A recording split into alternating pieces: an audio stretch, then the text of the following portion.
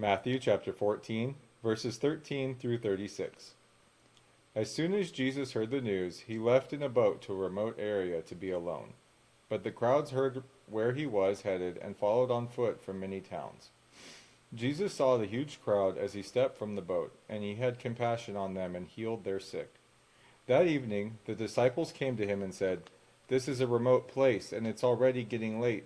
Send the crowds away so they can go to the villages and buy food for themselves." But Jesus said, "That isn't necessary. You feed them." "But we only have 5 loaves of bread and 2 fish," they answered. "Bring them here," he said.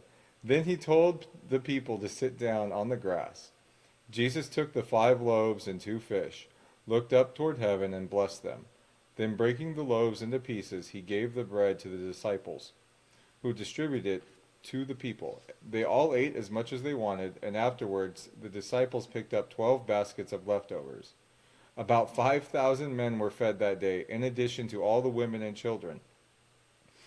Immediately after this, Jesus insisted that his disciples get back into the boat and cross to the other side of the lake while he sent the people home. After sending them home, he went up into the hills by himself to pray. Night fell while he was there alone.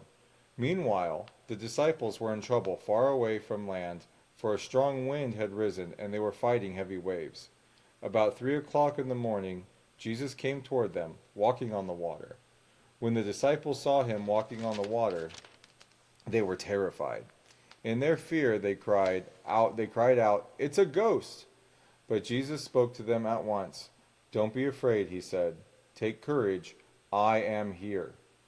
Then Peter called to him, "Lord, if it's really you, tell me to come to you walking on the water." "Yes, come," Jesus said. So Peter went over the side of the boat and walked on the water toward Jesus.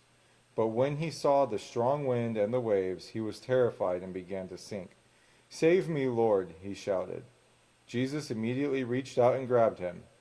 "You have so little faith," Jesus said. "Why did you doubt me?" When they climbed back into the boat, the wind stopped. Then the disciples worshipped him. "You really are the Son of God," they exclaimed. After they had crossed the lake, they landed at Gennesaret. When the people recognized Jesus, the news of his arrival spread quickly throughout the whole area, and soon people were bringing all their sick to be healed. They begged him to let the sick touch at least the fringe of his robe, and all who touched him were healed.